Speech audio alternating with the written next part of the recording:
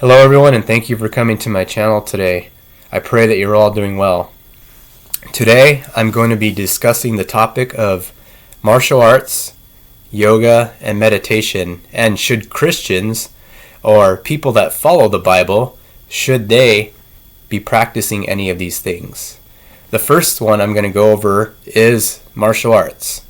Martial arts' birthplace is the Shaolin Temple located in Henan Province, China. Even before it was a Buddhist or Shaolin temple, it was a Hindu temple. And those roots are from India, and so you have the Hindu influence there.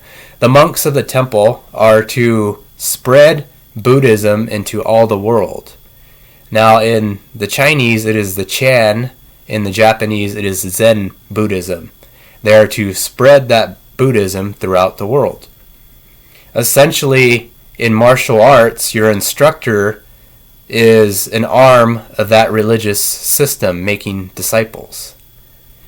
And in yoga, it is the same thing. They are making disciples. In both meditation,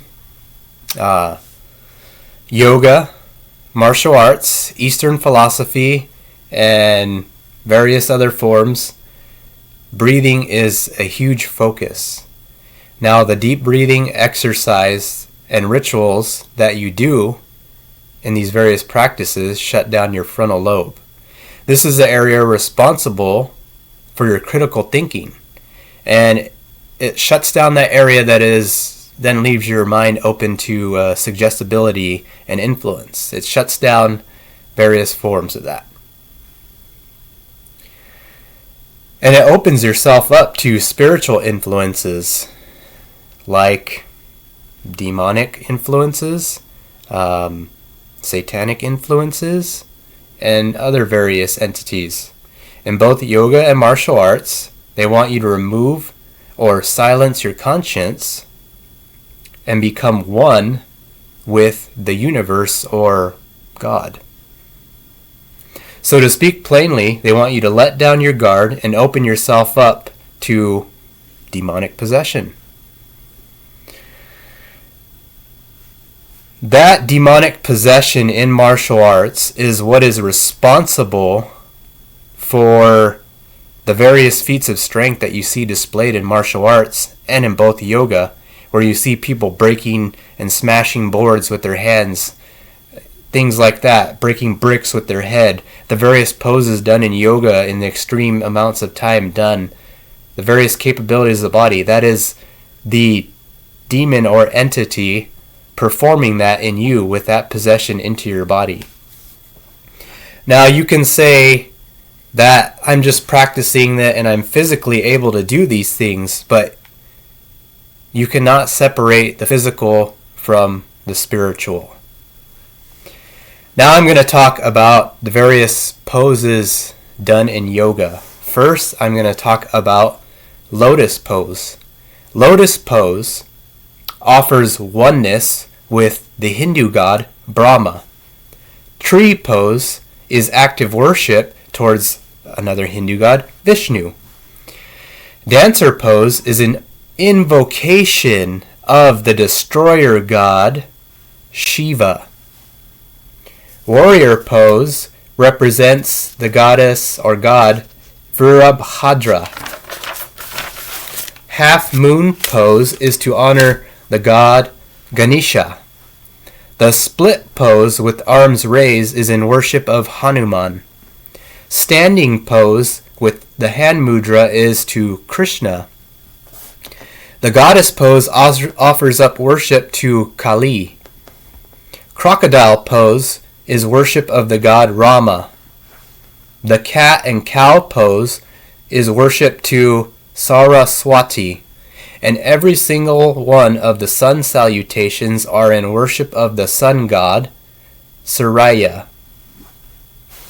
So there you see, all of these poses that you do in yoga are in worship to another god. The next thing I'm going to talk about is the hand mudras. These are the hand mudras done in your yoga poses. And those are also in worship or into invoking these divine spirits. So these hand mudras are done also in martial arts. They're called the cuts. You see them in karate or in ninjutsu. These are also invoking these spirits or in worship to these spirits. So in brief, that is what you have for the yoga poses. Now you ask, how does that translate into martial arts? In martial arts, you have various strikes or poses in your kata, which is in the Japanese, your kanta, which is your empty form of striking. And these poses that you do in the martial arts are various forms of the forms that I just discussed are poses of the yoga poses. Now you cannot separate the physical from the spiritual. So there you have the breath to let down your guard, to put you in an altered state of mind, to open yourself up to demonic possession and spiritual entities. And you also have the worship of these other gods in the poses embedded in them. Now the enemy is very crafty. I hear a lot about now people practicing something called Christian yoga. There is no such thing. It says in scripture that you are to have no other god before me or idols.